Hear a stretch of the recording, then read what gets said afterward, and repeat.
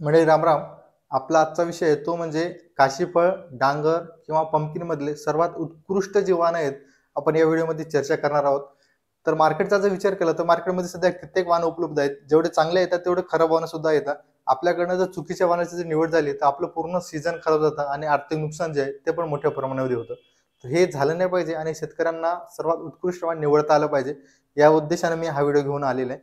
तर या व्हिडिओमध्ये आणखीन एक गोष्ट क्लिअर करू इच्छितो, की मी या व्हिडिओमध्ये कोणत्याही कंपनीचं प्रोडक्ट प्रमोशन बिलकुल करत नाहीये. शेतकऱ्यांचं हित किंवा शेतकऱ्यांना जास्तीत जास्त फायदा होईल असेच वाहनं मी या व्हिडिओमध्ये सांगितलेले आहेत. आपण जे सर्वात उत्कृष्ट वाहनं सांगणार आहोत, हे कोणत्या बेसिसवर किंवा कोणत्या गोष्टी डोक्यात ठेवून सांगितलेले आहेत. तर त्याच्यामध्ये पहिली जी गोष्ट आहे ती म्हणजे उत्पादन क्षमता सर्वात जास्त ज्या वाहनामध्ये आहेत असेच वाहनं आपण सांगितलेले आहेत. दुसरी गोष्ट म्हणजे LCV जे येते, लीफ कर्लिंग व्हायरस जो येतो, त्याला हे वाहनं बळी पडत नाहीत किंवा कमीत कमी बळी पडतात. त्यानंतर तिसरी गोष्ट जी आहे ती म्हणजे लांबच्या वाहतुकीसाठी जे वाहनं जे योग्य आहेत असेच वाहनं आपण इथे सांगितलेले आहेत.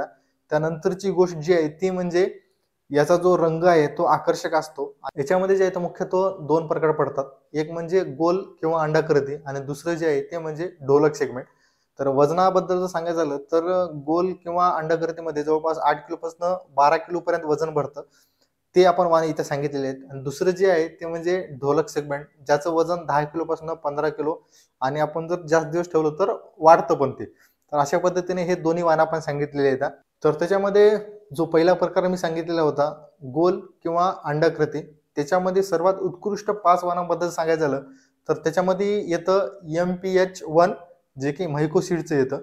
त्यानंतर नंबर 2चं जे आहे नोयू सीडचं दिशा येतं. त्यानंतर नंबर 3चं जे आहे ते म्हैको कंपनीचं गुल्लू येतं, माही गुल्लू. त्यानंतर नंबर 4चं जे वाहन आहे ते म्हणजे VNR11, जे की VNR सीडचं येतं. त्यानंतर नंबर 5चं जे आहे ते म्हणजे ग्लोब, जे की वाचन सीडचं येतं. तर हे गोल किंवा अंडाकृतीमधले सर्वात उत्कृष्ट वाहनं होते. त्यानंतर दुसरा जो प्रकार पडतो तो म्हणजे ढोलक सेगमेंट. तर ढोलक सेगमेंट मधलं सर्वात उत्कृष्ट जे वाहन आहे ते म्हणजे HM क्लॉथचं 1076.